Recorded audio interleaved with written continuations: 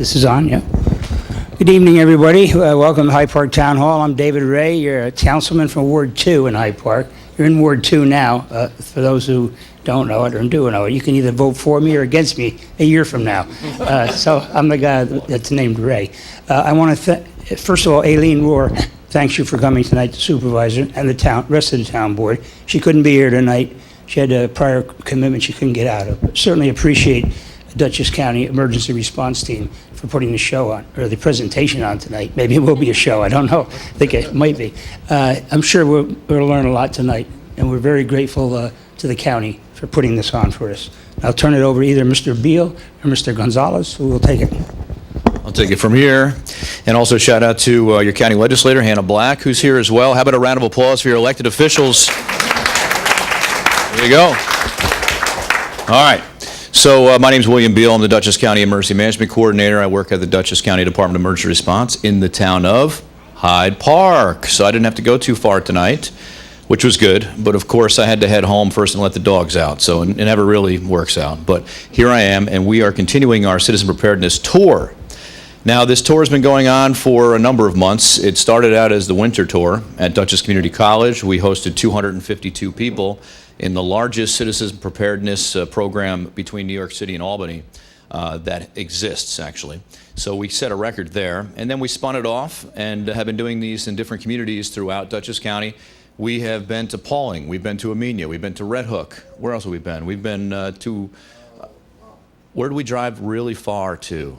Pine Plains. I didn't even know that was in Dutchess County. I didn't even know that was in New York State, actually. But we drove out there, and of course, Mario forgot to check the fuel on the truck, and we almost got stuck out in Pine Plains, but we did make it home. So it is, of course, preparation, as we're here for tonight.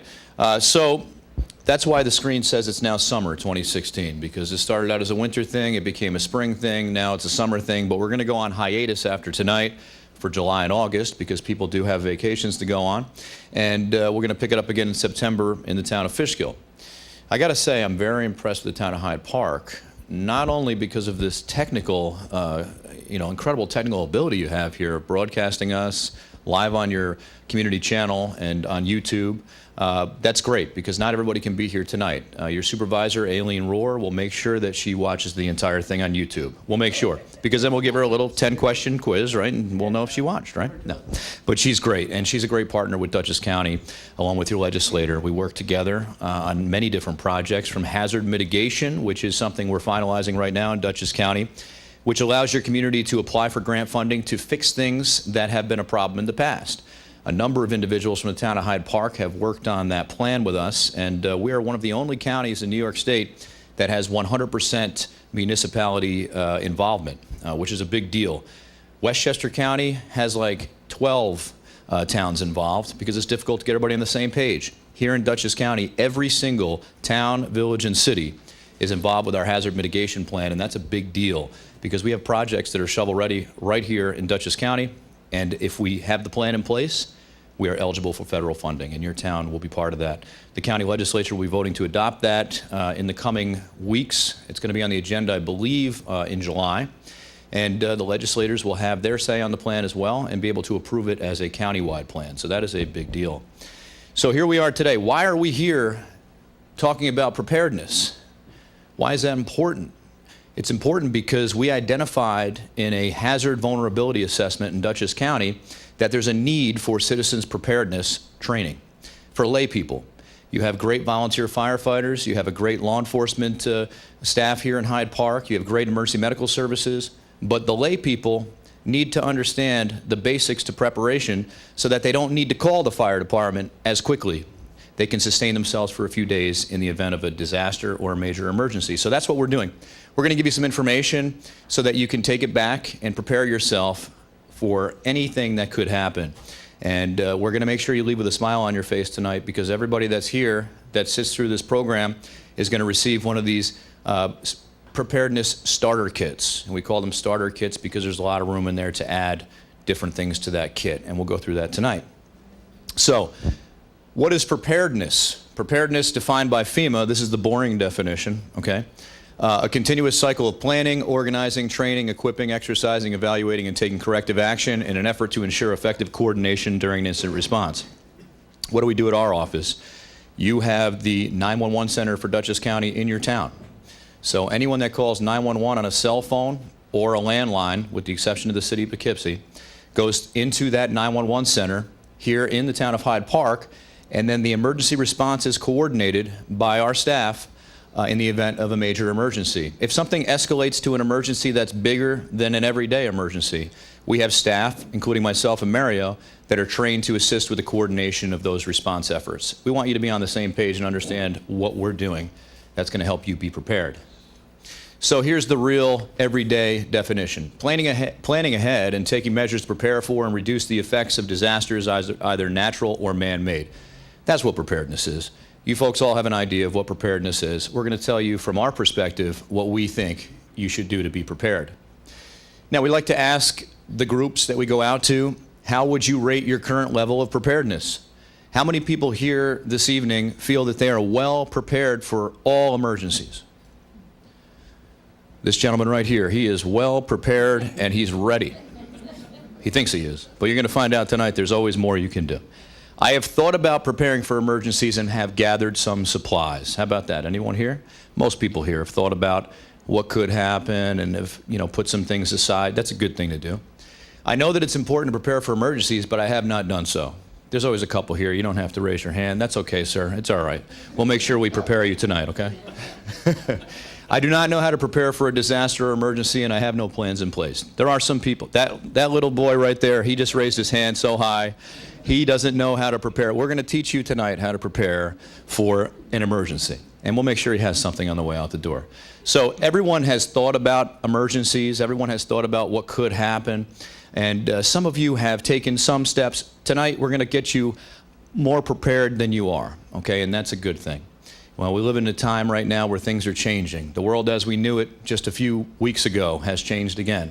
And there's things we need to think about outside the box, and we're going to talk about some of those things here this evening as well.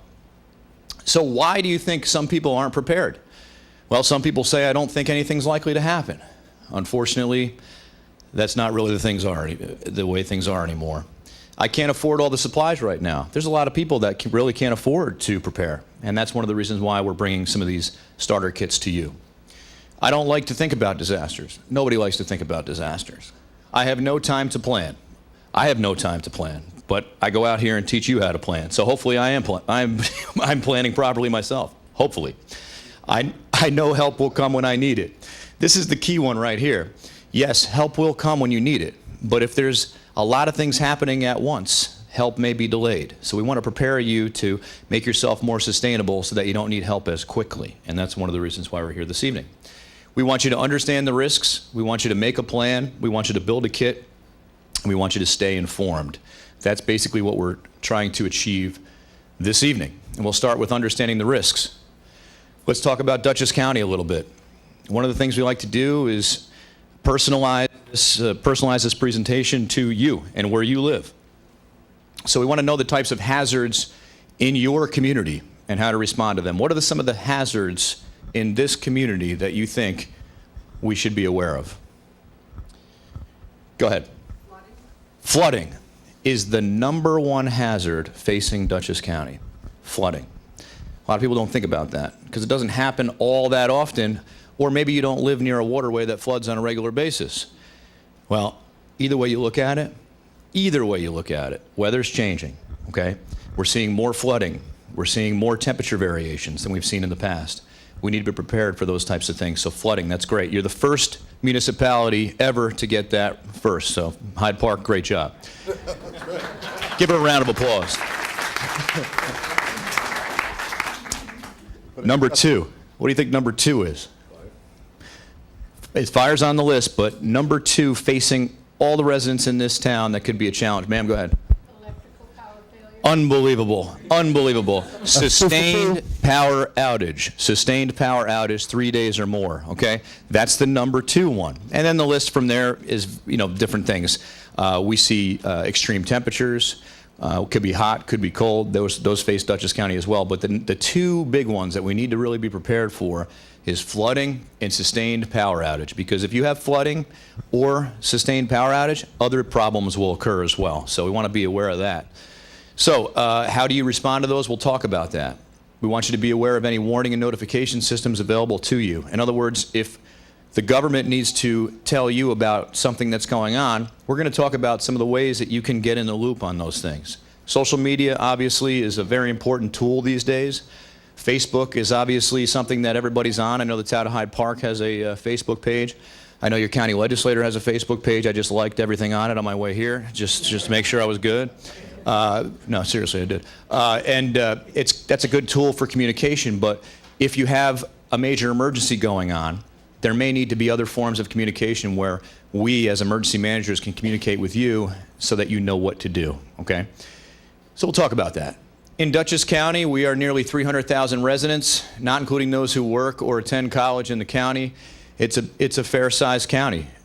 What's interesting is that 1/3 of the county's population is concentrated in the southwest quadrant. So down in the city of Beacon, town of Fishkill, East Fishkill, town of Wappinger, town of Poughkeepsie area, you have 33% of the entire population of the county in that particular region. Why could that be a concern? Go ahead.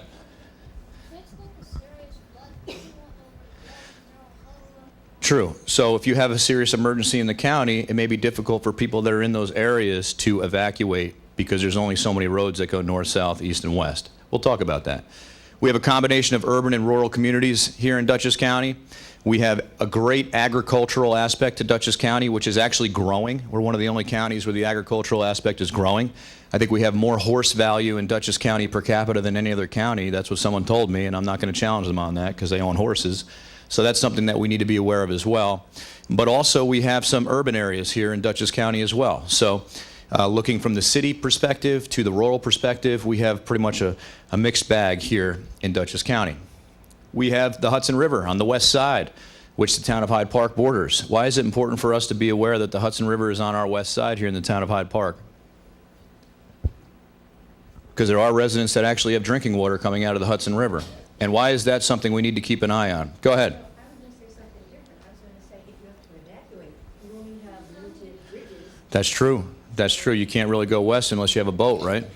That's true. But there's been a lot of talk about crude oil, Bakken crude oil. Anybody know what Bakken crude oil is?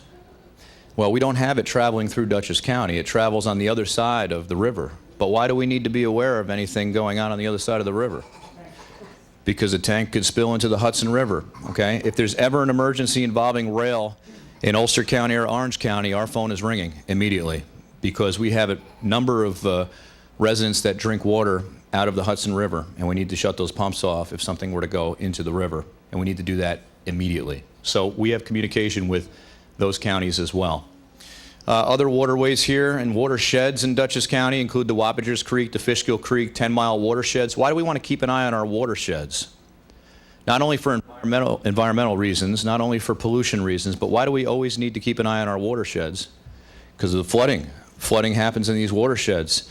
We have areas in Dutchess County that we know if we're going to get 3 inches of rain in a certain amount of time period, we know we have to have eyes on those areas. And we have certain technology in certain places so that we can keep an eye on what's happening.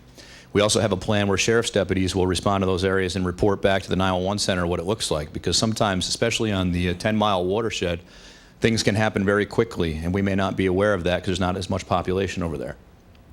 Limited north to south and east to west transportation corridors outside of the major thoroughfares here in Hyde Park. Your main north and south thoroughfares are 9 and 9G, right? If it's Dutchess County Fair Week, we take 9G, right? I learned that. Every morning at the Dutchess County Fair, they have a briefing for emergency management, and I get there as close to on time as I can. I'm one of those people, I'm telling you. I try, right? I try. Well, the man's got like 3 or 4 jobs, so. It's one of those things. But, I got to get up there so that I can be there for the briefing, and 9G I found to be my best friend getting up there. But there's no cell service, though, between that one area there, so you got to think about, do I need cell service? No, okay. You shouldn't have to worry about cell service in a vehicle, though, right? Of course. What other north and south or east and west thoroughfares are in the town of Hyde Park? We got 9 and 9G north and south. What's a west-east thoroughfare? I'm not really familiar with the road, so just say it confidently and I'll believe you. St. Andrews Road, oh, that's a good one. That's a big one. Dorsey, right? Is that Dorsey right here? Yeah. So those are the two big ones. Any other ones I missed? North-South Cross Road? Good. So What about further south? What do you have further south that goes east and west? 44 Yep. and 55. Yeah. And the big one. Right, in Dutchess County, the big one in Dutchess County. East and west is obviously Interstate 84, and then Taconic State Parkway north and south. Why is it important for us to understand where those thoroughfares are? Say you just moved here. You want to know where the north and south and east and west is in case we need to do an evacuation. Now, we don't really talk about evacuation a lot because luckily we haven't had to do an evacuation. But we like to remind as part of this program that those main thoroughfares are important to be aware of in case there is to be an evacuation. So we have rail lines here, 2 passenger rail lines plus Amtrak. I mean, we just had, I think it was in the town of Hyde Park actually, maybe it was town of Poughkeepsie Town Hyde Park line, there was an Amtrak that struck a vehicle right on the tracks. These are things that happen. You know, I'm not really sure what that individual was doing with their car on the tracks. I heard a couple stories, but here's an idea. Let's not drive along the railroad tracks. And if you do, let's not try to drive over the railroad tracks because that person tried to drive over the railroad tracks to go around a boulder and then couldn't get over the railroad tracks. And you know how fast those Amtraks are coming, right? So the MTA and Amtrak calls those people trespassers. So let's remember that. We don't want to be taking a ride down the tracks. And that's all I'll say about that. The county airport, general aviation airstrips here in Dutchess County. The Dutchess County Airport, believe it or not, is very active. People don't realize how active with private planes it is, especially on weekends. You'd be amazed the amount of traffic there. We have large electrical substations, a telecommunications switching station, Iroquois pipeline as well. New York City's aqueducts. Did you know the New York City aqueduct goes under Dutchess County? Who knows where in Dutchess County it goes under? The town of Wappinger, which is my other gig. I'm the deputy supervisor of the town of Wappinger. I'm a councilman down there. And believe it or not, half of New York City's drinking water goes underneath the town of Wappinger in an area that has no municipal water service. So the people that live down there, you know, have wells that have problems, and New York City has half of their drinking water running underneath. Isn't that weird? I thought that was weird. Well, it turns out back in 1905, Dutchess County got into a little dispute with New York City because New York City wanted to build reservoirs and build all the things that are over across the river in Dutchess County, and Dutchess County said, no, we don't want to do that. So they said, okay, every other county can have access to the water, but you can't. That was 1905. So then just a few years ago, New York City came to our town in Wappinger and said, listen, we need to do some work on the aqueduct. It's leaking. So we need to do work, and we need water. So they need water to do work. So we said, oh, you need water. Okay, well, we'll give you water if you give us water. So now by 2023, we're finally going to have water access in that area. I just find that totally ironic that those people didn't have water access. Keep an eye on the pizzerias, though. Oh, hey, we'll get some good dough rising going on. That's right. Definitely. So why is it important for us to understand that there's an aqueduct for New York City running under Dutchess County? Why is that important? For security purposes, and I'll say the T word, unfortunately, terrorism is something that has to be front of mind these days. New York City actually has an entire police department that's devoted to their water system. And you'll see them driving around every so often. Their job is to protect the reservoirs and the aqueduct system. And I never knew that existed until recently. But it's important to protect, obviously. We host many mass gathering events throughout the year here in Dutchess County, including the Dutchess County Fair, which attracts nearly 500,000 visitors over a 6-day period. That's a lot of people, right? 500,000. I think the record is like right around 500,000, and they're always trying to get to 500,000. Why is that something that we have to have on our radar here in Dutchess County Emergency Management? That's a lot of people, right? And what could happen if we have a lot of people in a space? Anything could happen. We could have a weather system. Give me something. Give me an idea. Go ahead. Well, that could happen. We pray that doesn't happen, but we have to keep that in our mind as well. Mass gatherings, always we have plans in place in case that were ever to occur. But I could tell you what could occur in August. A weather system could develop. And what happens every afternoon in August? The thunderstorm comes through, right? And a thunderstorm to you and I at our home is just as simple as going inside. A severe thunderstorm at the Dutchess County Fair is another whole situation because you have X number of buildings and you have hundreds of thousands of people, or at least tens of thousands of people on any given day, right? So they have a whole plan in place to get people out of the threat of lightning. I know it sounds crazy, but I don't want to be on the Ferris wheel when that thing's rolling through. You know? So there's plans in place for that. We have our annual walkway marathon, which just occurred a couple weeks ago. That attracted 2,600 runners, plus people brought their friends and family as well. So we probably had close to 10,000 people here in Dutchess County for that. Why is a marathon something that we have to take all sorts of precautions on? Because we learned from Boston Marathon that anything can happen. We host other various mass gatherings and festivals. The sheep and wool is a big one. It's not my thing, but Beer, bourbon, and bacon. bacon, that's another one. K-Fest at Dutchess Stadium, everybody ever heard of that? I know a guy that's on the morning show on K104. Yeah, so do I. Yeah, I know him. But we have to always keep an eye on that too because Dutchess Stadium is a county park, believe it or not. That's his third gig. Yeah, that's right. So here in Dutchess County, we talked about this. Natural or weather-related disasters in Dutchess County. Flooding is number one. Excessive heat, extreme cold's on the list. Public health emergencies. Mario, who you'll hear from in a few minutes, he started out as our Ebola czar. That was his job. He got hired when the Ebola funding came into Dutchess County, right? Well, Ebola went away. Mario almost went away. But now Zika. He's now working for Gotta have Zika. something, and it wasn't my fault. I didn't do it. So he will talk more about public health emergencies in a few minutes. That's something we need to be concerned about as well. And I'm here to hug you on the way out, by the way. What's that? I'll hug all of you on the way out. No, you steer clear of him. He was at a FEMA meeting today in Manhattan, so maintain distance. Thunderstorms, winter storms, tornadoes. Tornadoes do happen. Downdrafts, things like that. Other weather anomalies occur as well. Sometimes they call them tornadoes. But we have a direct line to the National Weather Service. Power outages, communication outages, these are technological or man-made disasters, supply chain issues, transportation outages. Skip that one for a second. Hazardous materials, terrorism, civil. What's a civil issue? A civil issue, civil unrest. What did we host here in Dutchess County just a month or so ago? We had, here we are in FDR's home in Hyde Park, right? What are the chances that Dutchess County is going to host 2 presidential candidates in 5 days right here? So talk about one end of the spectrum to the other, okay? We start out with Bernie Sanders at Marist College, and, what types of challenges might we have with a Bernie Sanders event? Maybe. Not really a lot of challenges with a Bernie Sanders event. Kind of a laid-back crowd, kind of showing up, nobody RSVP'd, one of those deals. No problems at all.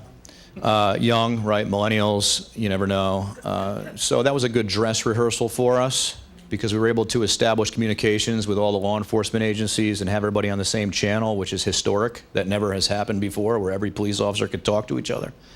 That was a good thing. And then, of course, by the end of that event, the Secret Service said, well, we hear rumors that Donald Trump's coming. And I said, great, we can do it right here at Marist College. We already have it all set up. We have a nice buffer area. We have different levels of, security set up. It'll be great. But, of course, that's not where it happened. They had the Donald Trump event at the Mid-Hudson Civic Center in the middle of the city of Poughkeepsie. Now, why is that a challenge?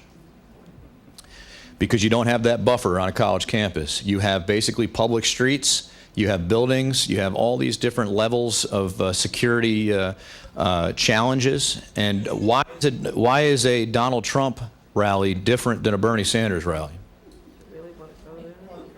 We'll just say that there's a little more passion. We'll say that. A little more passion.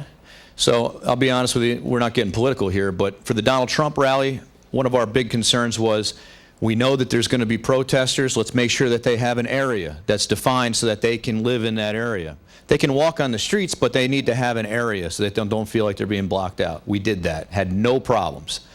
We made sure the protester area was separate from the main line coming in so that we didn't have any harassment. Just a little bit of that going on, but that's going to happen anyway. But, we were able to do this with a crowd of 5,000 people and have no problems because we planned for days for this event. And, I feel Dutchess County is really at the front when it comes to emergency planning and preparation, and that's why we're out here talking to you. Nuclear power incidents I got to talk about real quick. Obviously, there's a nuclear power plant just south of here named Indian Point. There's always Indian Point controversy here and there.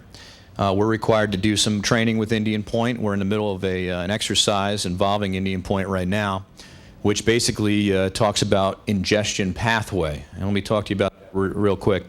Ingestion pathway basically means that if there was ever a catastrophic issue at Indian Point, meteorologists have determined that there could be a chance that the nuclear fallout could go up in the air and land in parts of Dutchess County. Why would that be a concern? Agriculture, which is a big thing here in Dutchess County, and drinking water is a big thing, obviously. So we are planning with the Indian Point folks and FEMA and the National Nuclear Regulatory Commission to be prepared for anything of that nature if it were to occur. We also have some evacuation routes from Putnam County that come through the southern end of Dutchess County. So that's something we need to keep on the radar as well. There's two zones for preparation for Indian Point. There's the 10-mile zone and the 50-mile zone. The 10-mile zone is the contiguous counties around Westchester. We're not in the 10-mile zone, we're in the 50-mile zone. So we don't have as many requirements for preparation, but our office has taken a position where we're going to lean forward on this and make sure that we're doing more than we need to here in Dutchess County. Because we know what happened on 9/11. People got on the train and went north and ended up in Dutchess County. That's where the line ends. So we need to be prepared for mass entrance.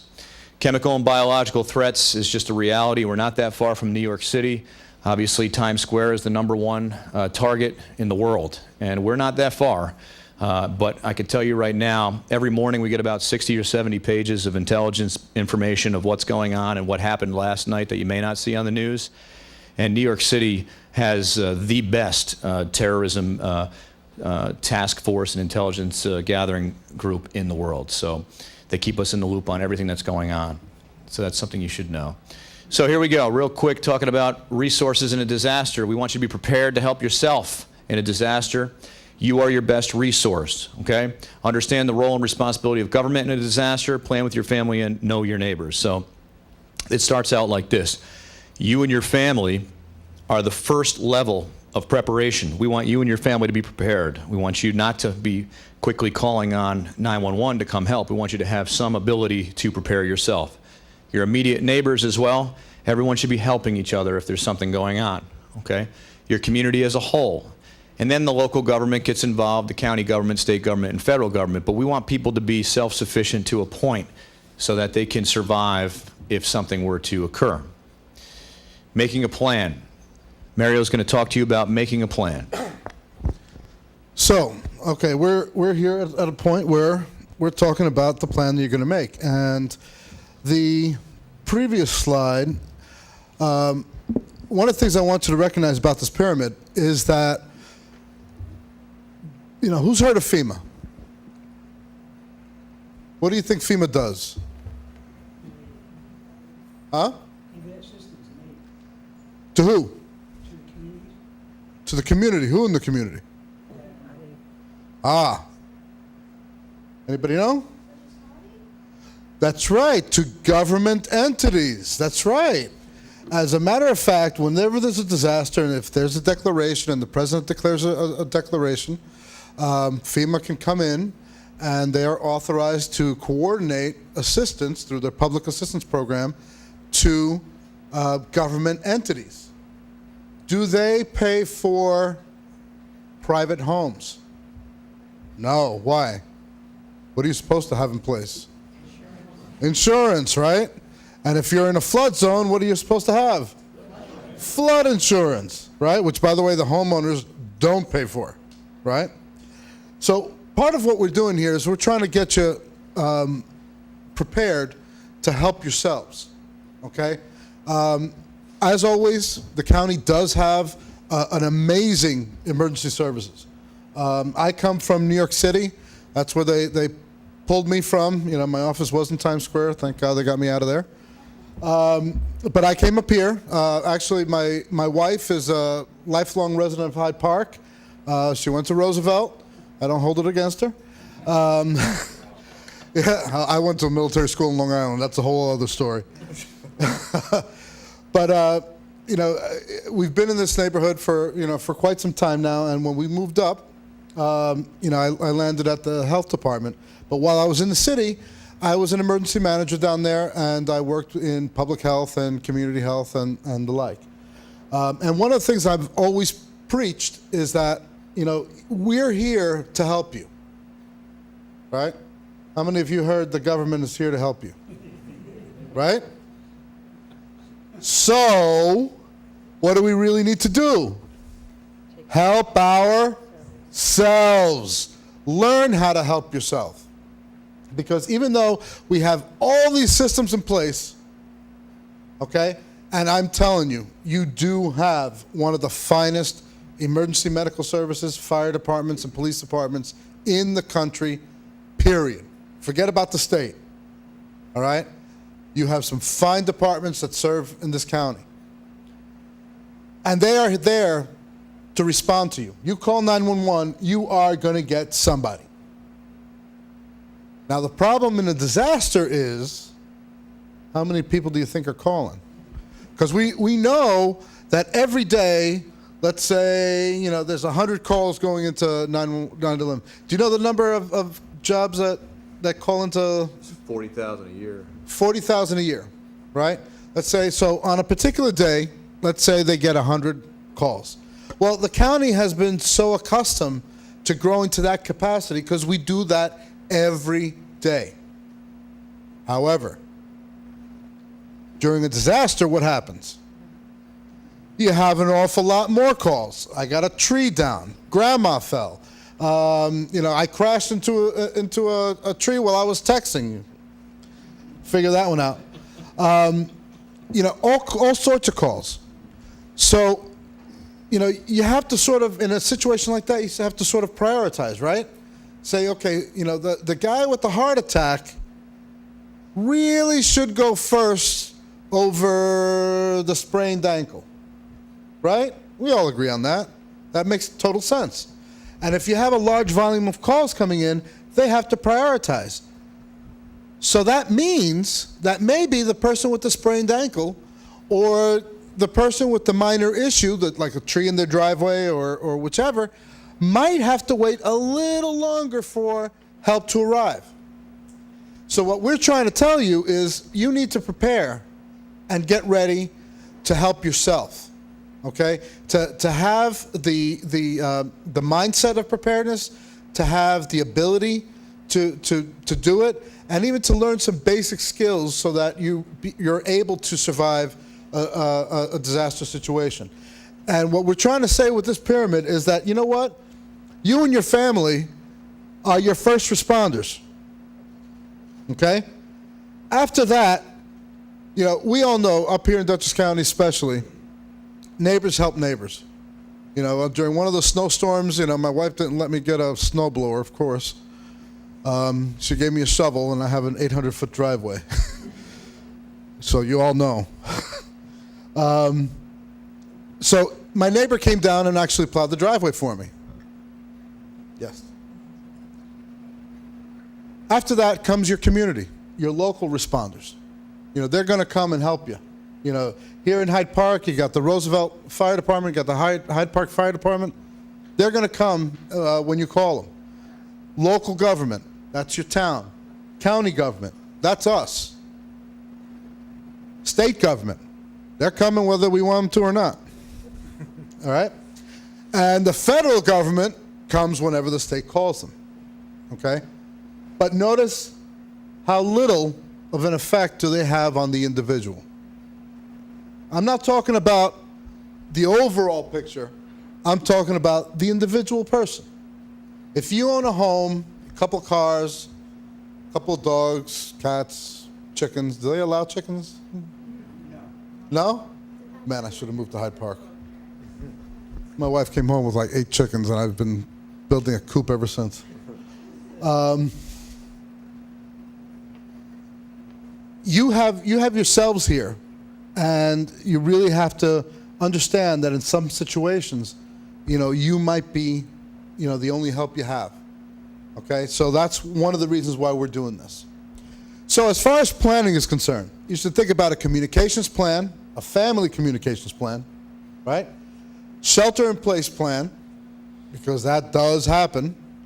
An evacuation plan, even though it's not very common in Dutchess County that you have to evacuate, there could be situations where you might, okay? And you want to talk about your plans at work and at school, right? So how many of you, the kids in the audience, what drills do you do at school? Lockdown. Everybody says, in my day was the fire drill. You know, we get to go outside, you know, and walk down. Now they keep you in the classroom, right? With the lockdown? Man, you guys got a raw deal. Yeah.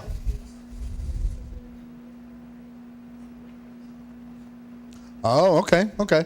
So they're doing the lockdown drills. Now, for some of you younger folks, who remembers the duck and cover? Oh, you guys just showed that off, and this is on YouTube, so. All right, so it's older than me, they used to do duck and cover drills, right? Now it's for a different reason. Now you're doing what they call a lockdown drill. Has any parent ever tried to pick up their kid during a lockdown drill? Well, you're going to get tackled by like 15 teachers, you know. Totally crazy. I can't even drive on my wife is the principal of Violet Avenue in the Hyde Park district. I tried to walk into the school one day during one of their lockdown drills. Man, did I hear it. So the first thing you want to do is you want to talk about communications, because that's the most important thing, right? So you want to keep a written log of numbers, because I'll bet most of you here have every phone number you'll ever know in your phone. Yeah? Who remembers numbers anymore? You remember numbers? Man, you're good. See, me, I don't even know my wife's number. I couldn't tell you that. I don't even know her email. If it wasn't for the phone, I'd be in serious trouble. And one thing I have to tell you is that there are situations, you know, like maybe in like a blackout. We don't have many of those here, right? But in an extended blackout, what goes first? Your cell phone, right? And if you have a kid, it goes twice as fast. Especially if you have any toddlers, right? They will suck your phone dry, okay? You want to figure out how to get information from community sources. That's important, because your local government and county government have access to information to keep you safe. Okay? So we want to talk about that. The school, how the school communicates to you when they do have a lockdown. When 9/11 happened, my wife was a fourth grade teacher down in the city. And we had her locked down in her school. My daughter was going to another school, also locked down. And me, I was in EMS. I was in a completely different, mode, so to speak. And all three of us, we had no ability to communicate. And and at the time, we hadn't really made plans on, okay, if X happens, if this happens today, without me having to communicate with you or with Sienna, what am I going to do? I've got to make some sort of plan so I know already what am I going to do to communicate with my wife and kid, right? And this is what we're saying. Sometimes, life throws you roadblocks, and you really have to figure out if the most easy thing in the universe is your cell phone. If this goes away, or gets dropped in a puddle, or anything else, how are you going to communicate? And how are you going to know how to get to your kids at school? What are their policies, etc.? text messages, social media, and radio messages. Well, radio messages, you guys have ever heard, you've heard of the emergency broadcast system, right? Every so often, they still test that, right? You'll hear emergency messaging that actually comes from that man over there, especially in this area, right? But faster than radio messages these days is social media and text, right? There are things that that you can get more information off of Twitter in the first 5 seconds of an incident than you'll get from the news. Which is one of the reasons why they're tripping all over each other to cover a story, and sometimes, they get a little overzealous, in trying to be first, because they can't beat, 1,000 people texting, exactly what happened along with video. Yeah. There are also many emergency alert apps, and we're going to talk about those in a minute, because especially I want to bring up the Red Cross and Facebook. Those are the two that have new applications that help communicate with family members during a disaster.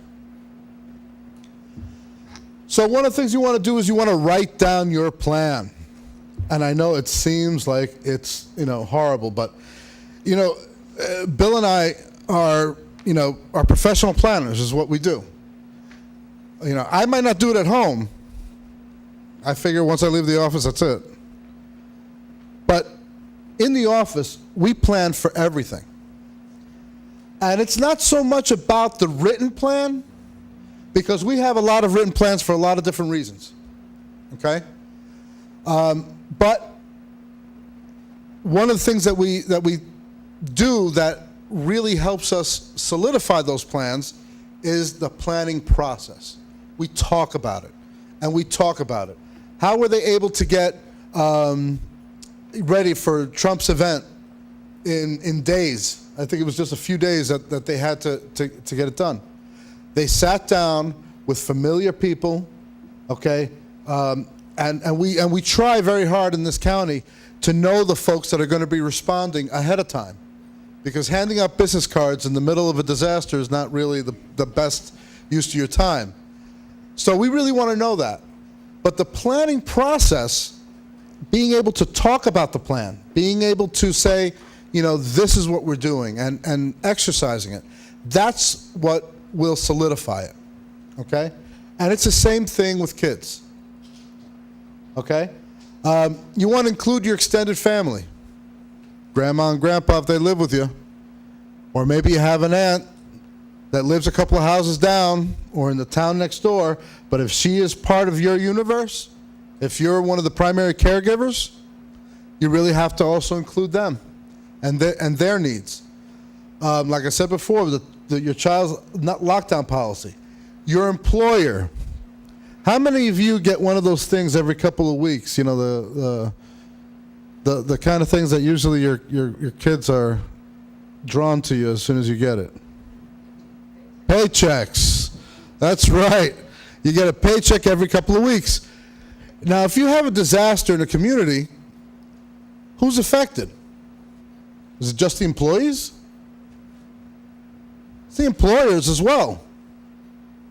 And if the employer is involved in the disaster, how will he pay you?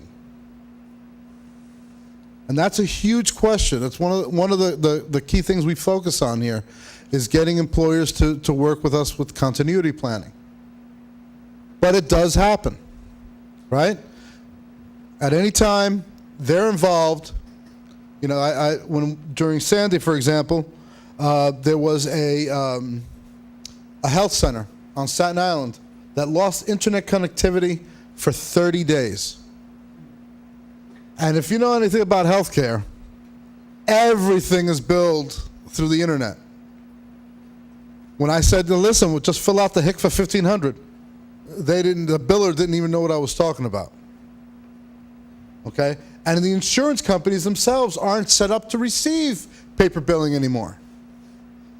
So you had a health facility that went 30 days without being able to run a bill. Without pre-planning with the bank, how are you going to cover payroll? Because you still have employees, technically, if you plan to still run the business. And in some cases, they even have to lay off employees.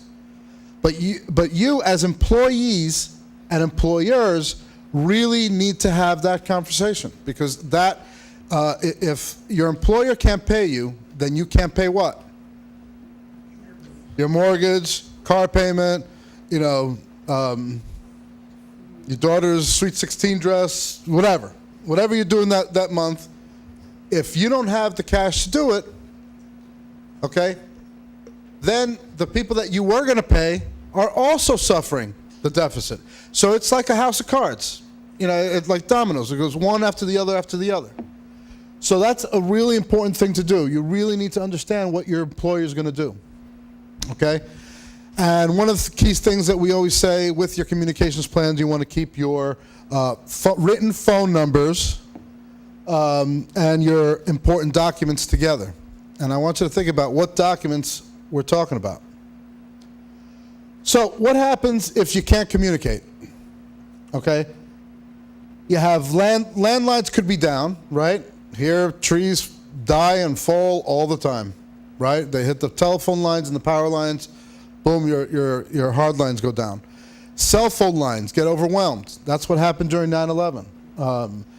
The phone I had was actually a 201 number, a New Jersey number, so I was able to hit a tower in New Jersey and that sort of helped me out, but everybody else's phone was done. Okay? Power outages. Of course, that never happens here. But we know that if it were to happen, it would interfere with charging your cell phone,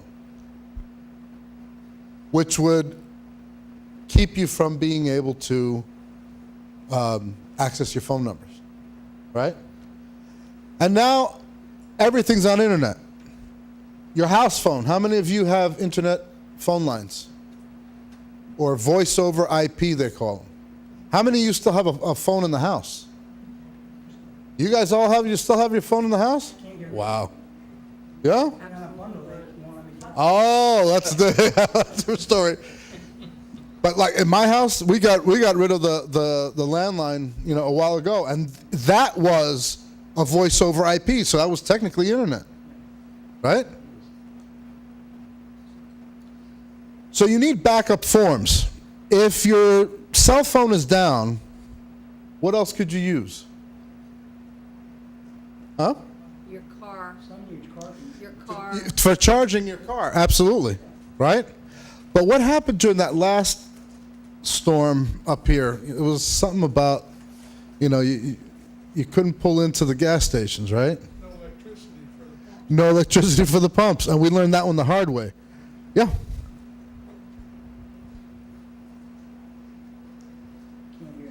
They do have these new chargers now that you can use off of cars.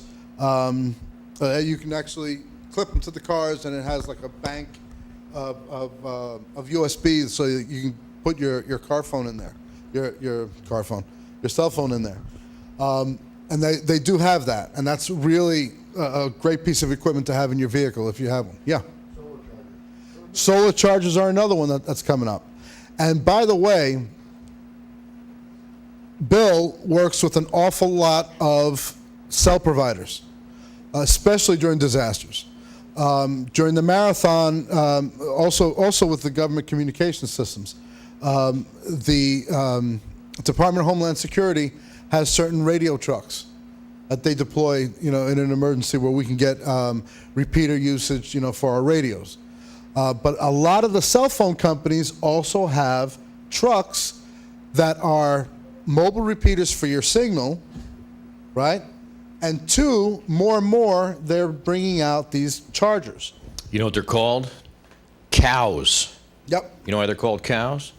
Cells on wheels. So Mario, one of his many adventures, he was down during Katrina, down in New Orleans, and obviously that area was completely wiped out infrastructure-wise, and they were able to bring in these cows. We have plans with the state and the federal authorities to, if something like that ever happened, we understand how important it is for people to access cell phone service as well as Wi-Fi.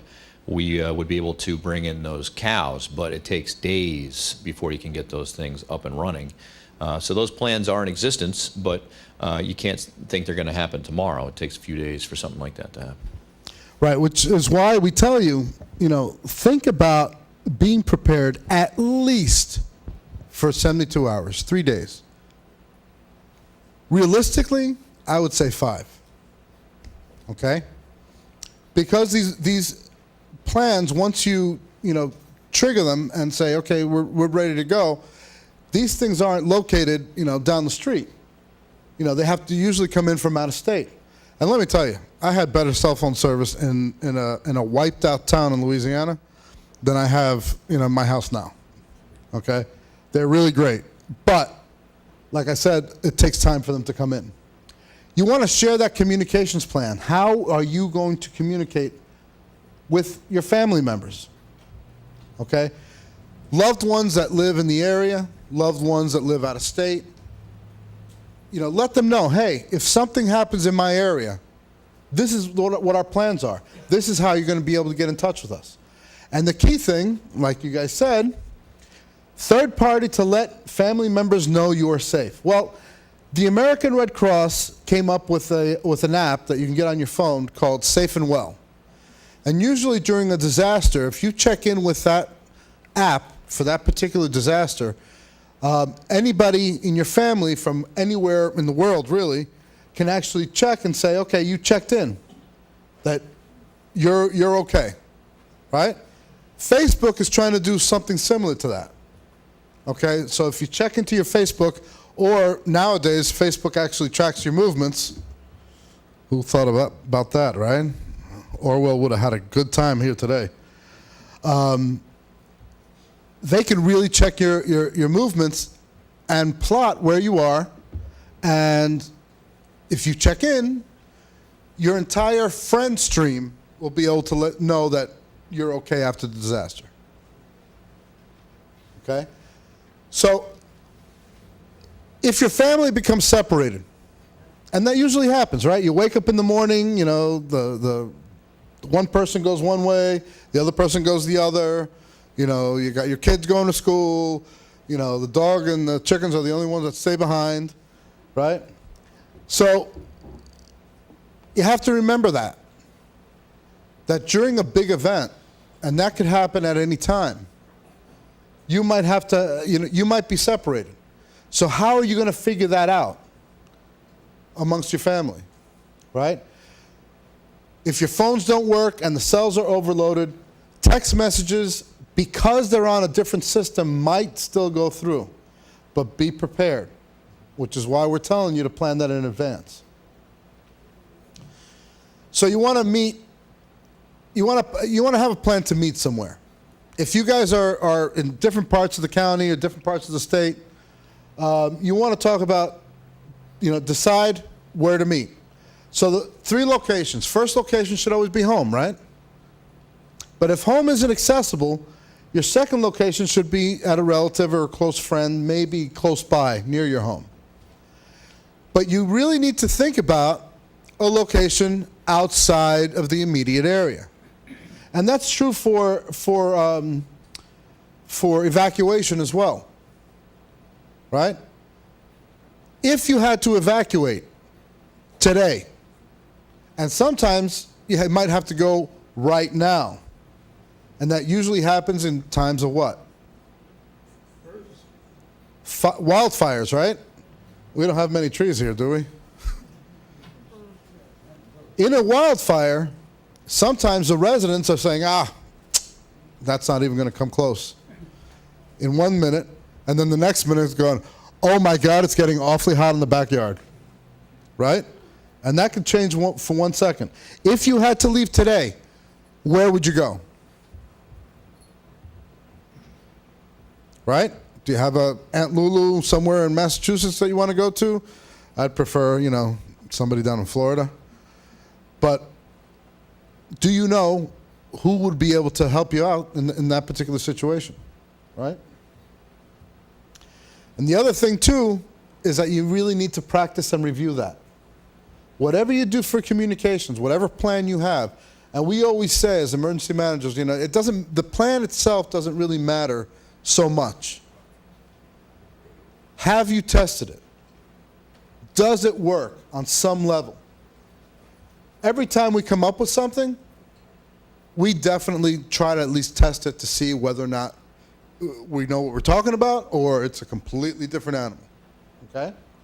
So shelter-in-place planning. Sometimes it's better to stay home than go out. What are one of those situations?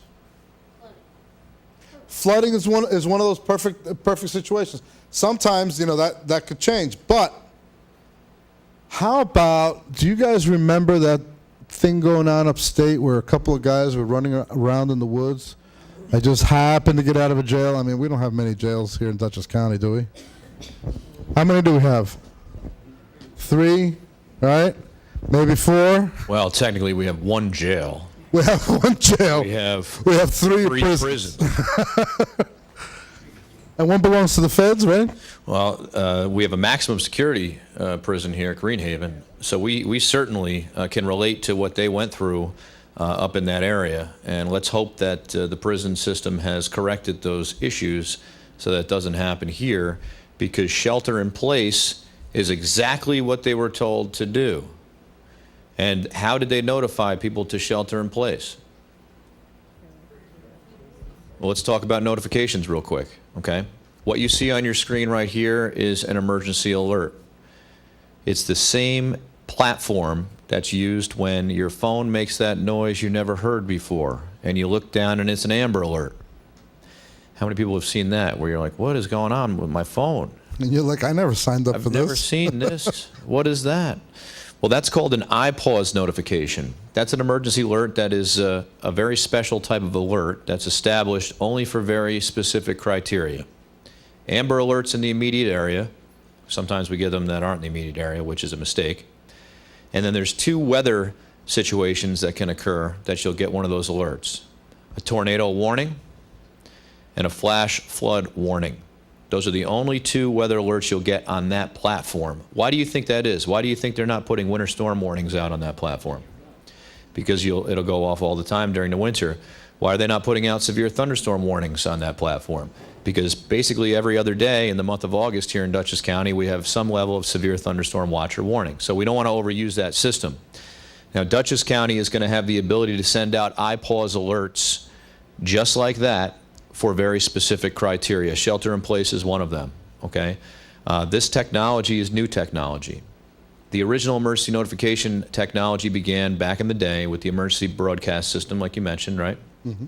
And that was originally, emergency broadcast system was when you'd hear that tone on your television or your radio, and they would say, this is a test of the emergency broadcast. It would be some monotone individual, right? The most monotone person you ever heard say, this is a test of the emergency broadcast system, right? Still get that guy. That guy's still working. But now it's become the emergency alert system, and you'll hear a digital sound at the beginning and a digital sound at the end, and that's an opener and a closer. It's called a header. And what that does is, when you hear it on your TV, it's actually triggering another set of TV stations or another set of cable stations.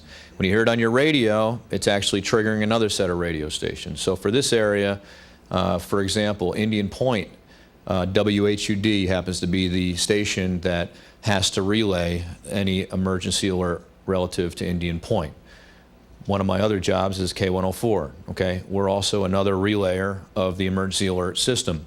It all begins at WABC, 77 AM. It all starts there, and they're all connected. So here's where it gets a little bit tricky in 2016. Research has shown not a lot of people are listening to the radio unless they're in their car. So they may not hear it in their house if they don't have cable, if they don't have their radio on. It is now on satellite radio, but we need more effective ways to communicate with people through devices that they're going to have on them. That's where we come back to iPause notifications with these emergency alerts. New York Alert is another platform. Now, New York Alert, you have to opt into. That's the problem with New York Alert. If you don't opt into New York Alert, you're not going to receive the alerts. So if you want to know about alerts that are happening in Dutchess County or the surrounding areas, you should go to newyorkalert.gov. and you can sign up to add your cell phone to the notifications, and you can check which notifications you want to be aware of. For example, we had a missing vulnerable adult in Dutchess County about 2 months ago. An individual who had dementia or Alzheimer's kind of wandered off, didn't have his medications, and it became a missing vulnerable adult situation. We were able to send out a New York alert to all those that had opted in, and we were able to call the landlines. They used to call it reverse 911. We call the landlines for everybody in that geographic area. We don't have the ability to call everyone's cell phones without using an iPause platform, and that's what we're going to have here in Dutchess County. One of our objectives within the next 12 months is to actually have that. Not a lot of counties have that. That's a federal program. In the United States, there's some states have more counties that have them. New York, there's only a handful of counties. We're going to be one of the leading counties to have that technology. So when you get that first one, that's probably me testing it. And also, just so you guys know, on the health side, Dutchess County is what we call a CRI county. It's part of the Readiness Initiative. We get all these extra things to do from the Department of Health and the CDC to sort of test out their theories a little bit, which is one of the reasons why I still have a job. Yay. So getting back to this, when we're talking about sheltering in place, give me some of the reasons why you would shelter in place, aside from a loose convict. Snow might be one. And why is that? Why do we need to have for you to stay home? And I know you guys have heard it. They say, don't use the roads. And you get out there in your car and start brushing it off. I'm going to use the roads if I want to, right? And you get out there, it's not so bad. And you say, well, I don't know what they were talking about. Why wouldn't we want you to use the roads during a snowstorm? Emergency vehicles is one. The roads are slippery, might add to the 911 calls. Trees sometimes go down and block the roads. But even the plow drivers, you want to give them the room with those big plows to get through your street without damaging your own car. Trust me, living in Jackson Heights, Queens, you might as well buy a used car if you ever move down to the city. Don't expect it to last very long if you buy a new one. So that's one. Those are a couple of reasons, right? Another reason why you would shelter in place would be a disease.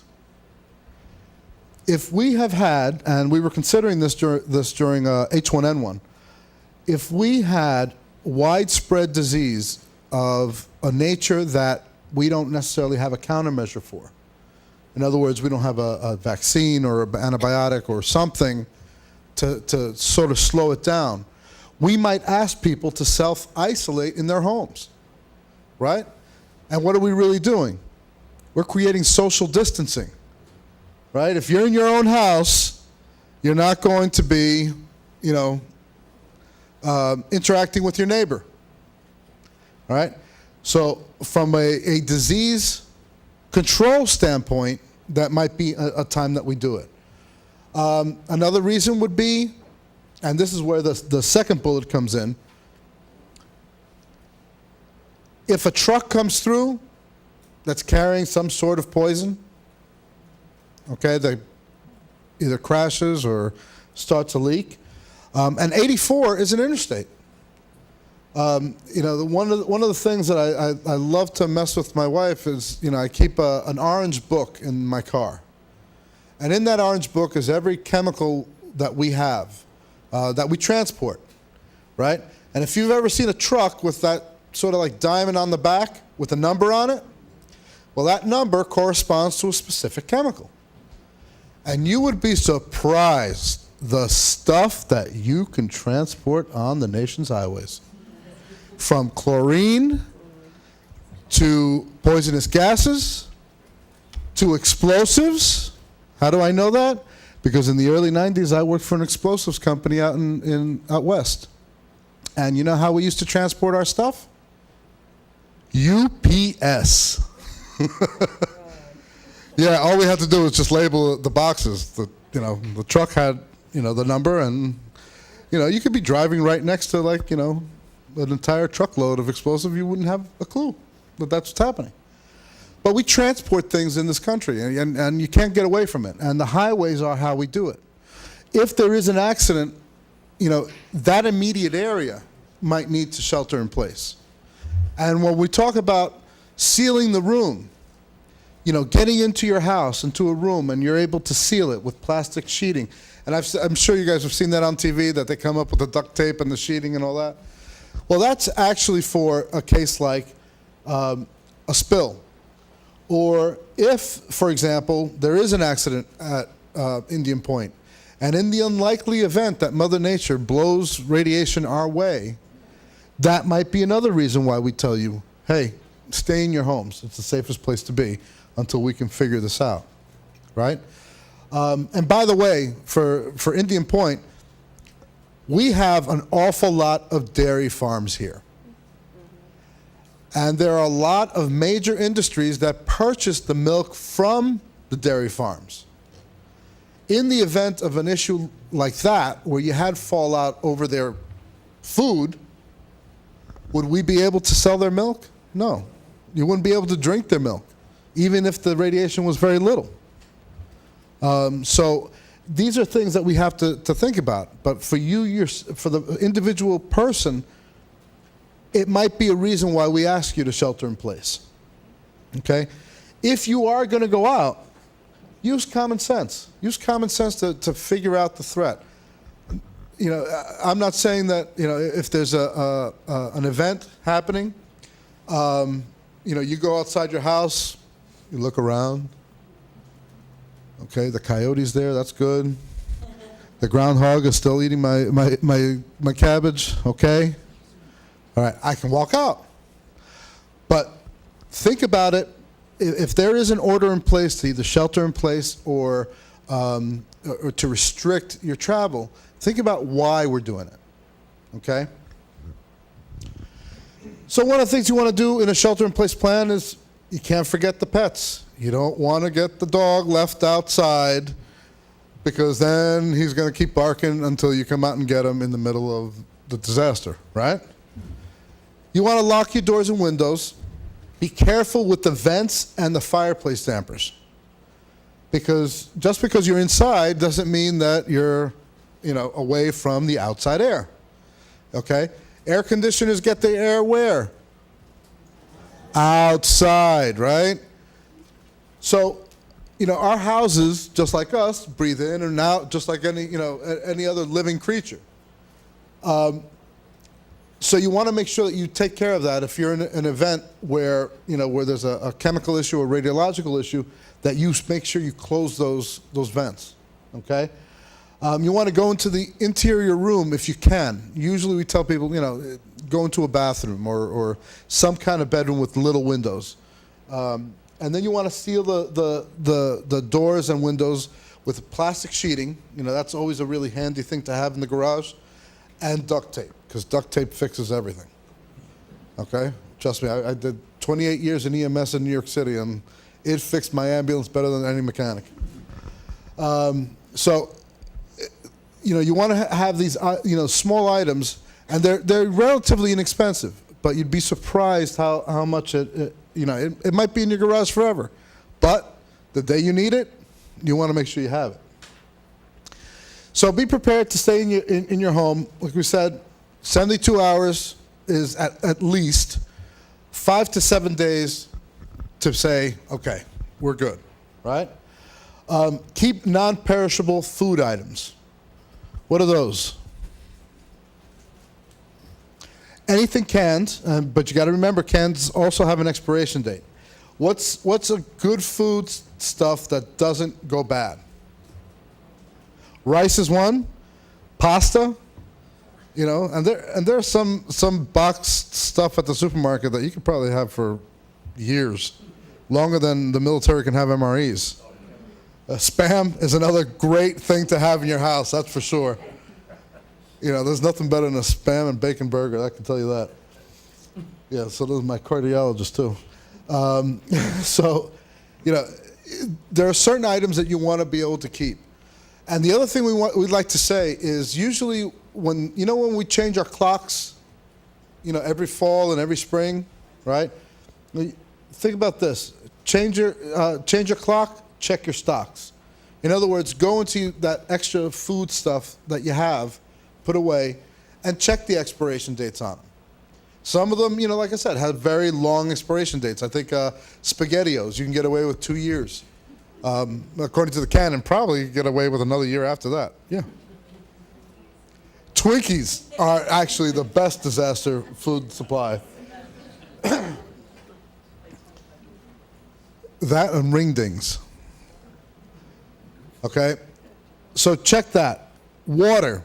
Emergency water. I know a lot of us are on wells. I'm on a well myself. Some folks have city and town water. And they both have their good points and they both have their bad points. Well water usually doesn't have much of an issue, but just like anything else, anything could affect it. Yeah. Oh, the toilet tank. Actually, you're right. It is actually the tank of your toilet. If you can get it out of your head that it actually is attached to the toilet, the tank of the toilet is actually clean water. But there are also other items that you can purchase that are very inexpensive. In fact, in the pack you're going to see tonight, there are some water purification tablets. How do you purify water? Boil it. What? You could boil it, right? That would kill your biologicals. Chlorine is another way to do it. You add chlorine to it. Everybody swims in a pool, right? The pool's got chlorine. Why? To keep the bacteria away, right? And you need very little chlorine to actually fix your drinking water. In fact, the CDC has a wonderful page on cleaning up your water during an emergency. If you go to cdc.gov and look for purifying water, it'll come up with an entire page. And remember, in the event that it was a large disaster, you technically might have to go get water from a stream. Or if you're out driving around, and this happens on a regular basis, people get stuck on they go out for, they're on vacation, they want to go up the mountain, they want to go see this, go see that. There have been families that ran out of gas trying to get back home when they were lost on mountain roads, that had to drink snow, drink water, and they had to look for these things locally. If you have the ability to do it, you can do it, and you could take water out of the East River in New York City and drink it. So long as you're able to filter out the big contaminants, or what we call the gross contaminants, and the bacteria, if you're able to treat it. Yeah. Oh, absolutely, absolutely. But you always, even in streams, and I know that you see on TV people get up to a nice cool stream and you drink it. Prepare your water. We just are not. Our bodies are not made these days to take that kind of thing. It's just like. I'm sorry? You never know what's upstream. It could be an animal, Could be a farm. It could be a farm. You get agricultural runoff into the stream, right? It could be a deer doing his thing, So you want to make sure that water is clean and purified. Another thing that we've, as a modern society, have grown out of is milk. You can't drink milk out of a cow anymore, right? In the old days, you go up to Bessie and you milk her and you get your milk, you make your butter, you have your cereal, whole 9 yards. The only population in the United States that actually that their stomachs are prepared to manage that are the Amish. Only one, and actually by law in some states you can't even do it. So, just as far as drinking water, make sure that you know how to do that. It's a skill that's worth learning, okay? You want to maintain your home in working order. You know how many people we go up to and say, I don't even know how to turn on my furnace. learn some basic maintenance items. Keep it in working order so that when you need it, you could do it. The same thing goes for your car. Learn some basic skills. You know, what it takes to actually turn the vehicle on. You know, to learn how to jump the car. Learn how to, to troubleshoot. Because during an evacuation is not the time for the alternator to give out. Right? Or for your battery to not hold the charge. Right? And you want to listen to instructions from local authorities. And I know that, in the old days, we used to listen to those emergency alerts, right? And we used to sit there and we're like, oh, it's in the middle of the Little Rascals. When is it going to come off, right? But what you really want to do is listen to your local officials. Why?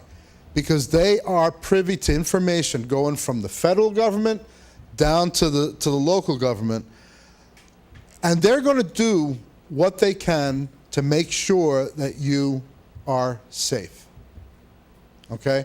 And some people say cynically, the government tells you this and then it turns out to be something else or whatever.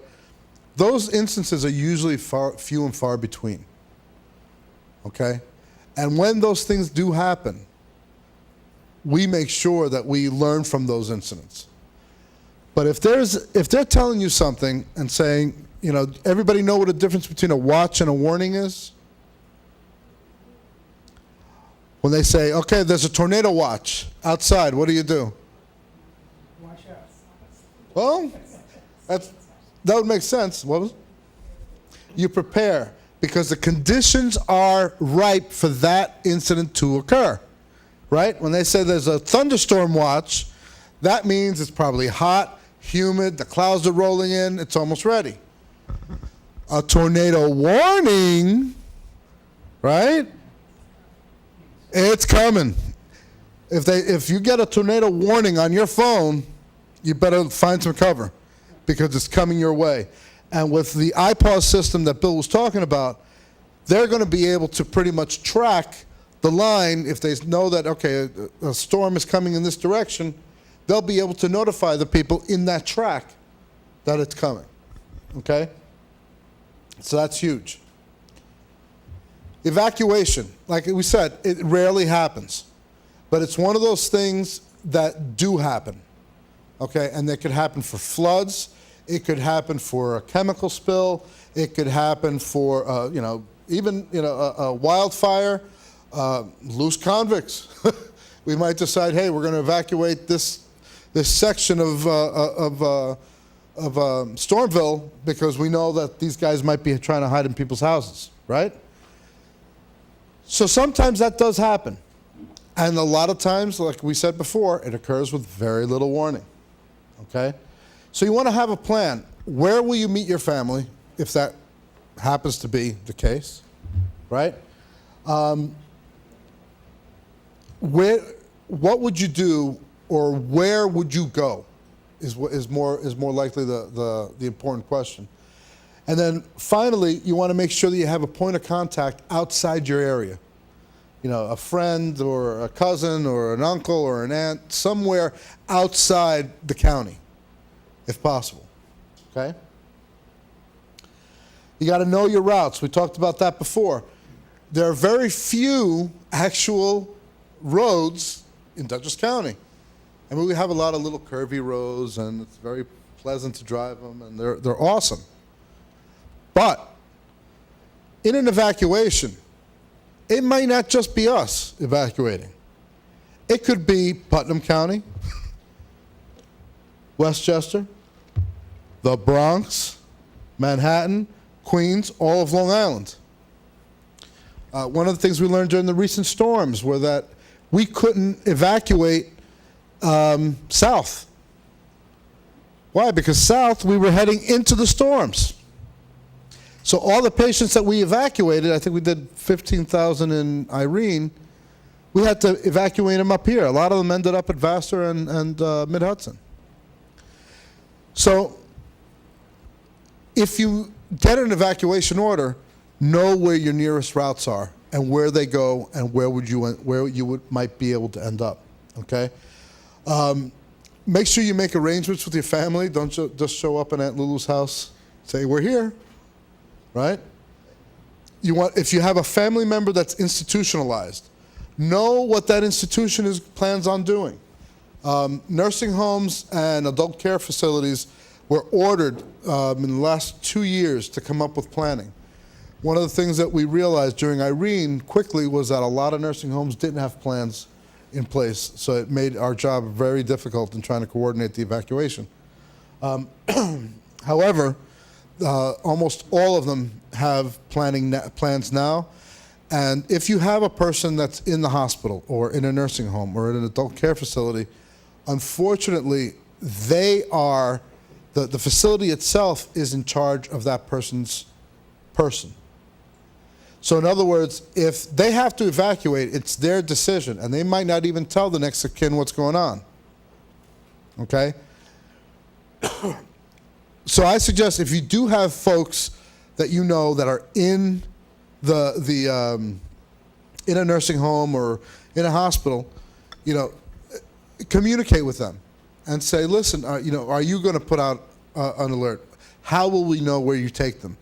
Because some of them have in their plans say, we're going to, after we get the family member out of harm's way, then we'll sit down and coordinate that with the families to reunite them.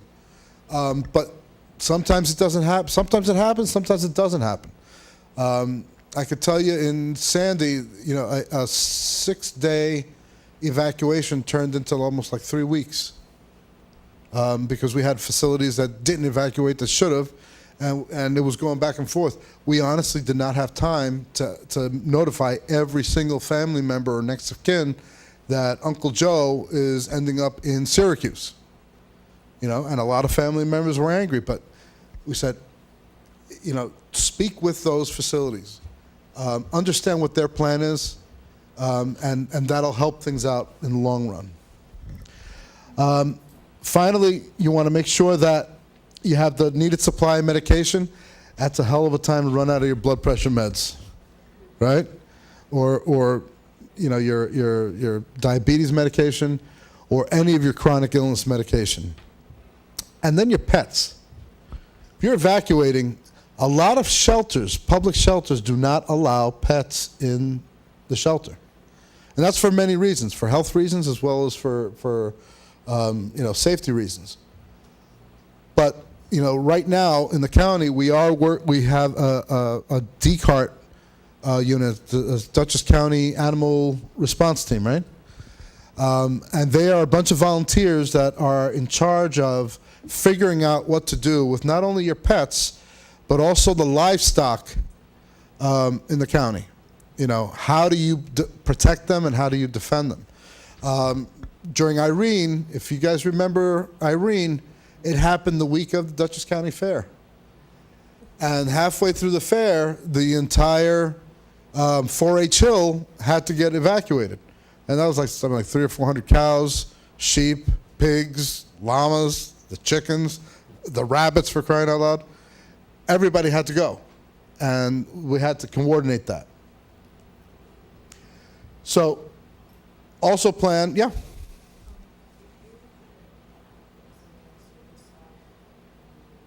Service dogs are different. You're right. Thanks for bringing that up. You can take a service dog into a shelter. It's got to be a certified service dog. You have to have all your paperwork with the dog, and you're able to take it into the shelter. But that's the only way that you'll be able to get an animal into one of the shelters. Okay? During Katrina, that was one of the major issues. When the storm came, a lot of people just left their animals. And even the cows in the fields, when the storm came, their normal fresh water was now brackish water, because a lot of the storm surge from the sea came in and washed into a lot of the farms. So without having a plan on what to do with those animals and resupplying them, of course, by the time, like the DMATs and the FEMAs and all the rest of the acronyms came in, we didn't have a plan for your animals, Luckily, we had a lot of good people on the ground, and they sort of figured things out, but a lot of animals died that didn't have to, okay? Vital records. What do I mean by vital records? What do you want to have with you? You want to have your what? Social Security.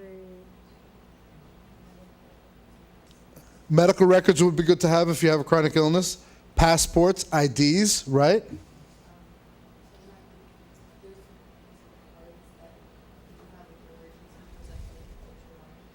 That's true. Yeah, you do have. They have these cards, especially the kids nowadays have a lot of like the safe cards where they put a picture on it.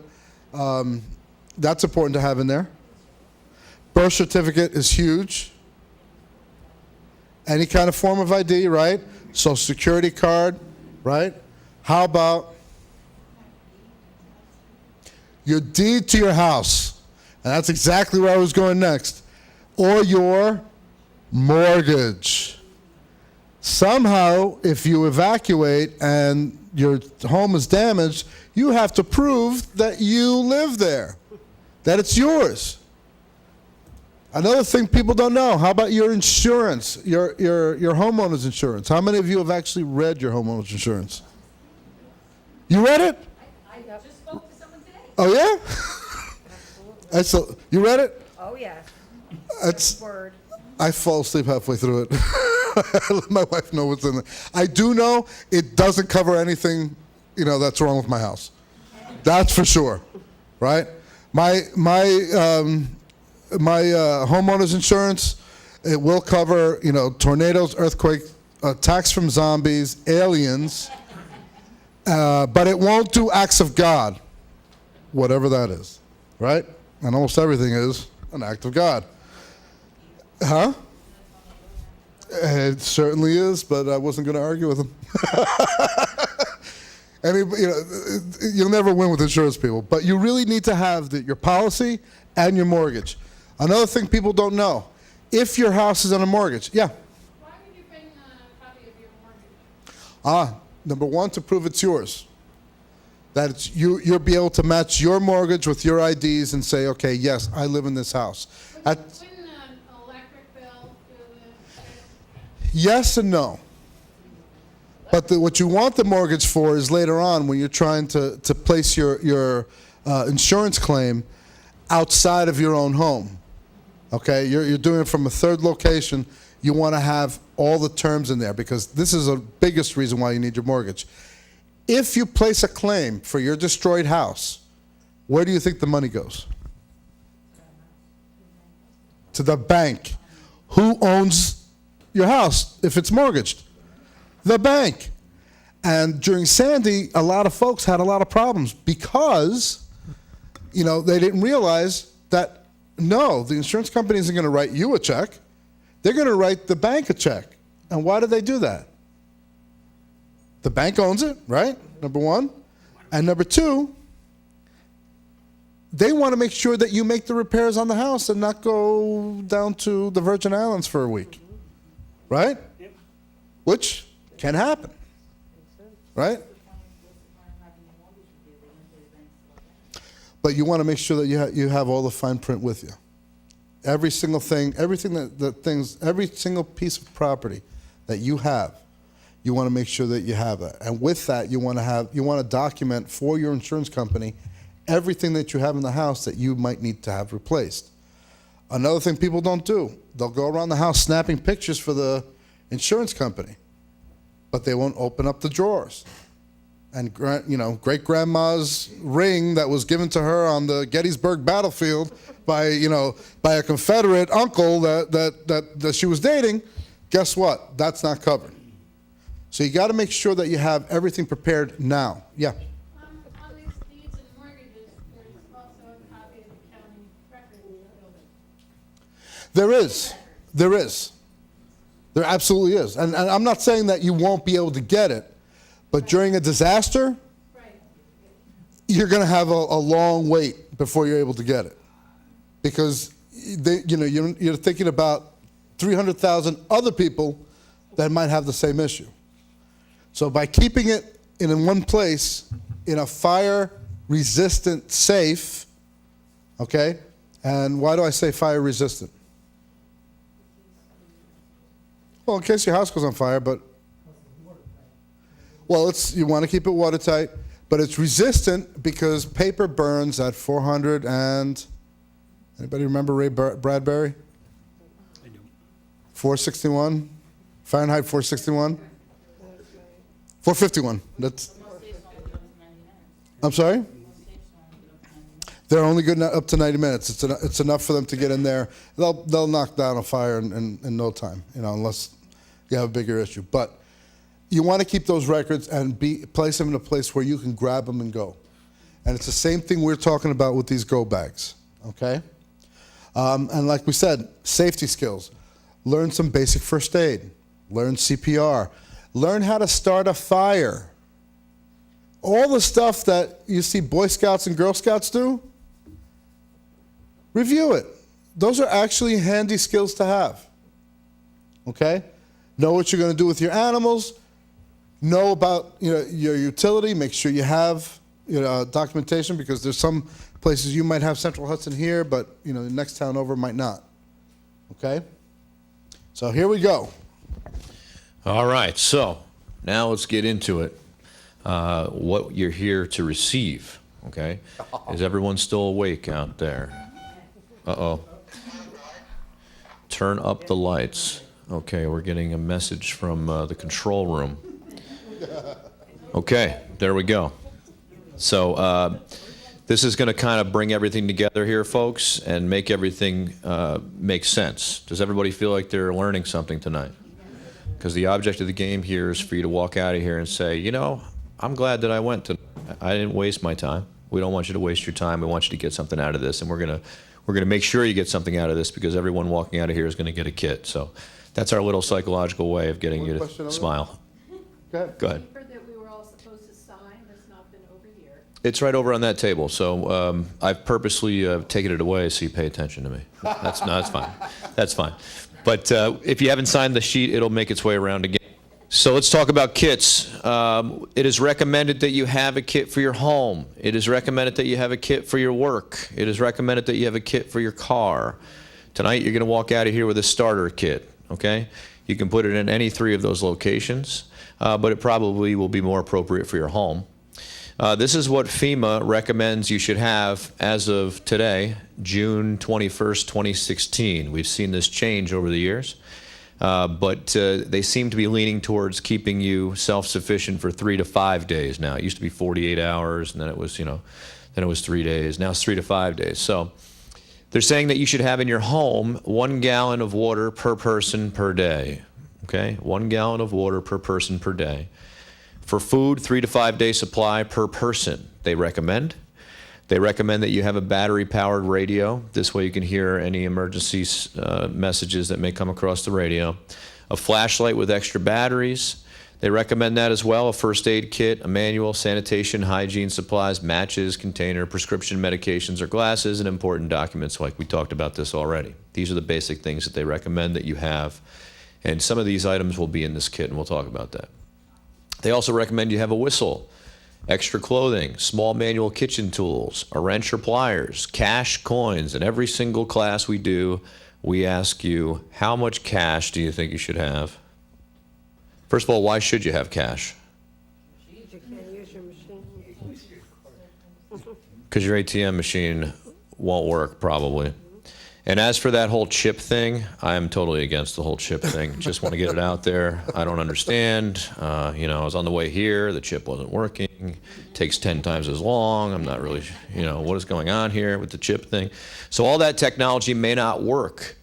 So you should have some cash, a little bit of cash someplace. And there's no right or wrong answer to this question, but how much cash should you have? How much cash would you have? $100? Okay, that's not bad. How much cash would you have, sir? 1,000. This guy's ready. He's ready for anything. Be careful. Now you told them. Now you're going to have to cough it up. How about in the back? How much cash would you have on hand, do you think? How much is going to There you go. Sir, I can tell you no cash will be in the bag. They are valued at about $28 each, though, I can tell you that. But it's up to the individual person how much cash. You have a family, you're going to have a little more. If you're by yourself, you're going to have a little less, okay? There's no right answer. If your daughter has $100 on her own, you only need 900, so you're good. And then the other thing to remember, coins, what you really talk about is quarters. Because what do you have to do every week? Laundry. True. And a lot of places don't necessarily have the swipes for the cards. So if you're evacuated and you're gone, you're going to go through laundry very quickly. And to be able to wash it and to keep you, from, strapping your kids to the roof as you're driving, you want to make sure you're able to, wash your clothes. Go back one, sure. There we go. And you know what? Everything that you see here on this screen, you can go to ready.gov.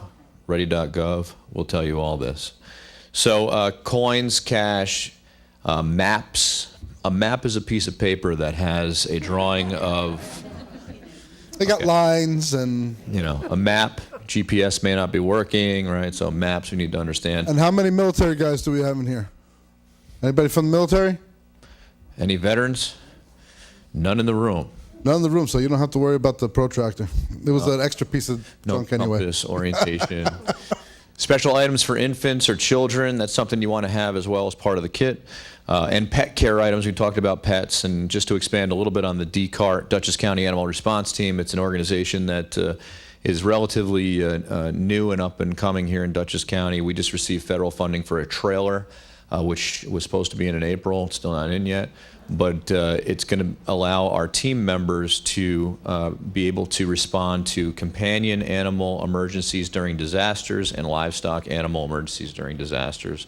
If you're interested in learning more about that, speak to me after tonight's presentation. You can even join the team if you'd like. They're looking for membership as well. Yes, they are. Usually we have some representation from them here. Unfortunately, there was a conflict as we come into the summer months now. We're getting conflicts with our volunteer members. So pet care items you should have as well. Additional items to consider: mess kits, disposable flatware and plates, feminine hygiene items, pet care items, that's twice. Sturdy shoes. Sturdy shoes. Why is it important to have sturdy shoes?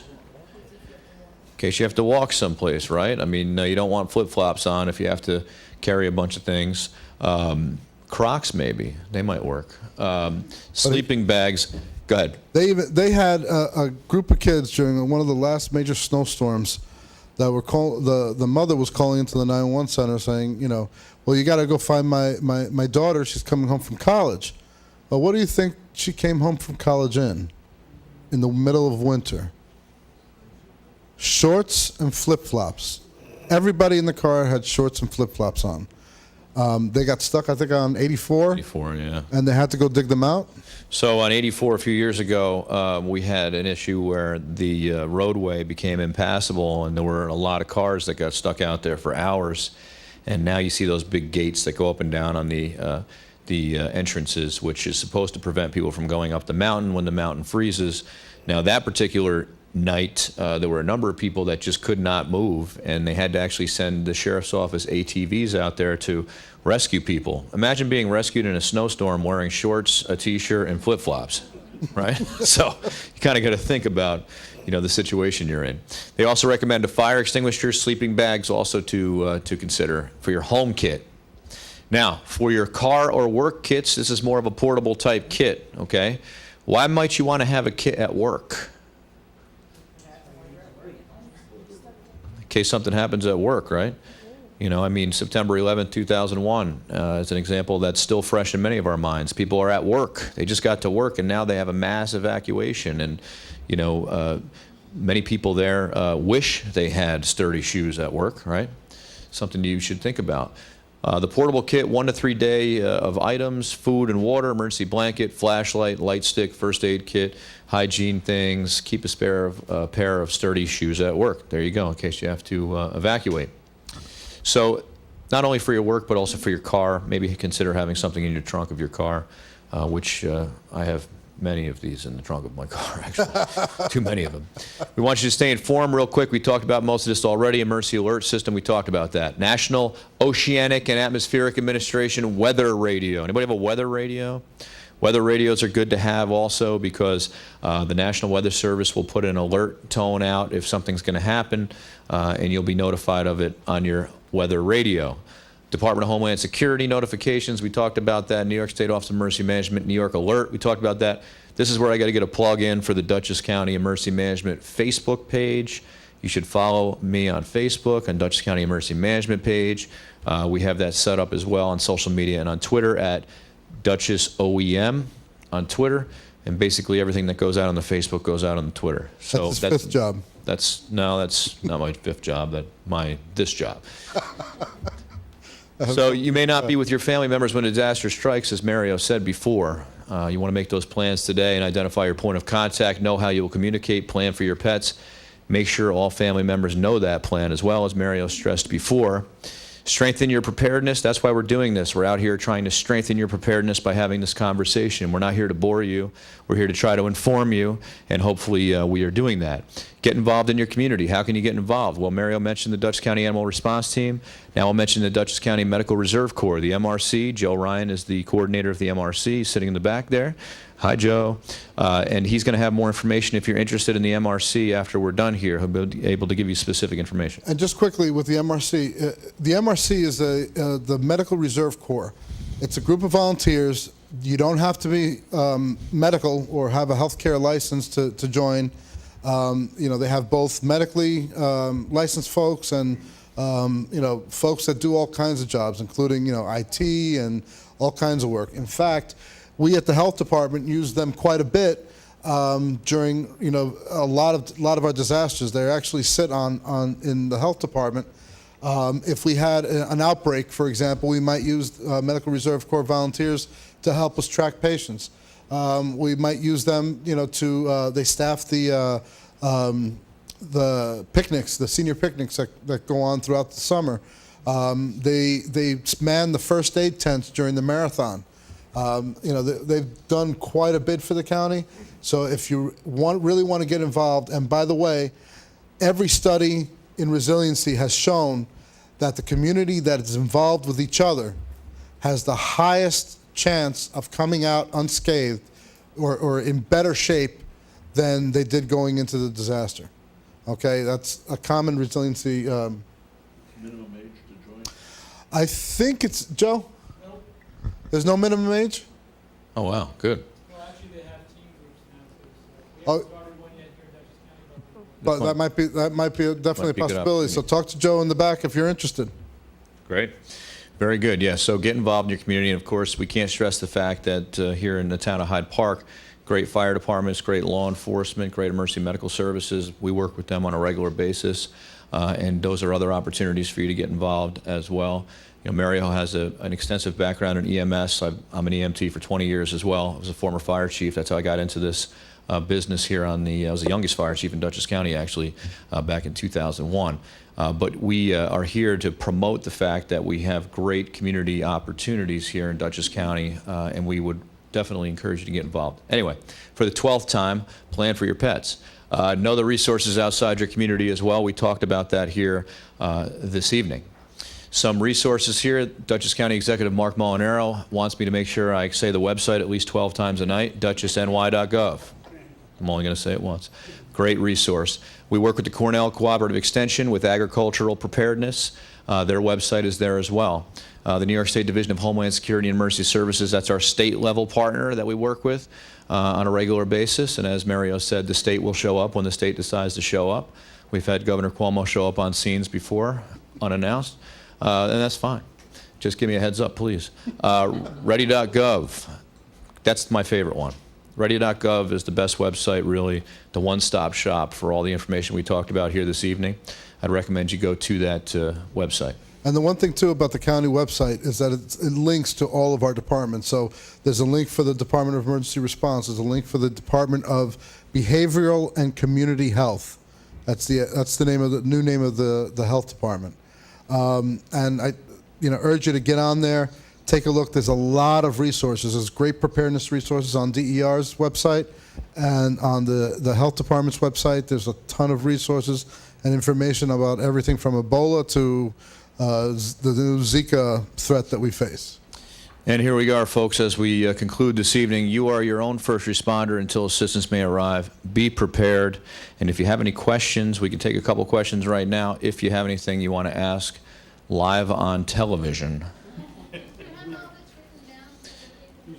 Do we have all of it written down? I have it all written into a PowerPoint presentation right here. Now, what I can do is provide you with more information. I have some pamphlets and things like that that I can get to you. If you go to ready.gov, though, that summarizes everything we talked about. But we can talk afterwards and if you need something specific. And the other federal website, too, that you might want to think about is the cdc.gov, because the CDC also has a huge preparedness component to it. They've been working with, healthcare, from public health all the way down to primary care to prepare practitioners and for disasters. So they have a ton of really great information, as well as personal preparedness items. Anything else? Go ahead. Here, talking to the mic so that the people at home, the tens of thousands that are viewing right now, go ahead. Are the school districts receiving any supplies or anything from the government in case of an emergency, like we're locked down for several days? Okay, so let me talk to you about the schools real quick, all right? Here in Dutchess County, we have a Dutchess County Safe Schools Committee, okay, that meets every other month during the school year. Not many counties have this, okay?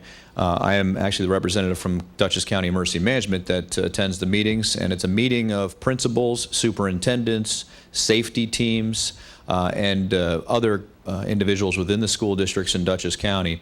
And basically what we do is we talk about preparedness, we talk about concerns that they may have, we talk about lockdowns. Dutchess County, believe it or not, was involved with creating the template that FEMA is going to adopt for safe schools. It basically creates common terminology for lockdowns, lockouts, and other situations that can occur. And Dutchess County has been very proactive with that. So when it comes to planning and when it comes to supplies and when it comes to needs within schools, that conversation is ongoing and occurring at all times. When something happens at a school, and there were a couple things that occurred over the last school year, my phone is ringing immediately. It's the representative from the state police who coordinates all the school emergency planning is in the loop. We know every lockdown drill that's happening within Dutchess County that has law enforcement present. We know when it's happening, because sometimes what happens is the teachers don't know when the lockdown drill is going to happen, and they start calling 911. So we need to know ahead of time when they're doing those drills, so we know when all those drills are occurring. And we're constantly communicating and advocating for communication with other agencies. I do a number of tabletop exercises with school districts. I did about 5 this year, where we sit down and go through scenarios and talk about what would you do if this were to happen, what would you do if this were to happen, and we make sure that the school districts are communicating with the fire chiefs, the police chiefs, and the emergency medical services. So we really take that very seriously here in Dutchess County. And even, just so you know, for towns that do have police departments, they usually have someone that's attached to that particular school. Like, for example, here in Hyde Park, you have the Hyde Park Police, you have the Dutchess County Sheriff, and, part of the district goes into the town of Poughkeepsie. Well, town of Poughkeepsie has a person assigned to Violet Avenue, for example. So, they've been doing quite a bit of work, and each district has someone who is in charge of their emergency preparedness coordination. So they work with Bill's office and with the police departments around all these safety issues, especially lately that you have a need to coordinate lockdown drills and things like that. Okay. It's important to understand that we're living in times right now that we've never lived in before. There's things that have occurred that we've never thought about before.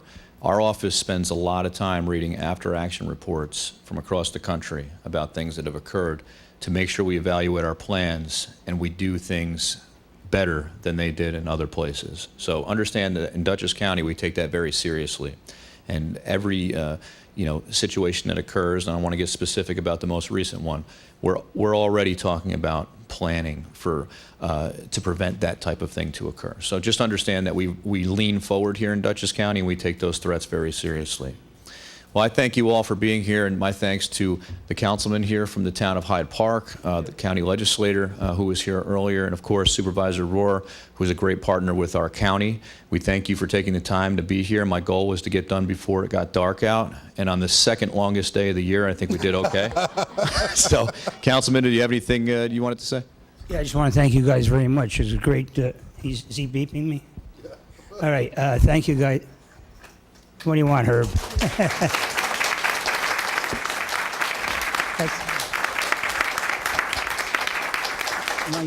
Nice round of, what do you want, Herb?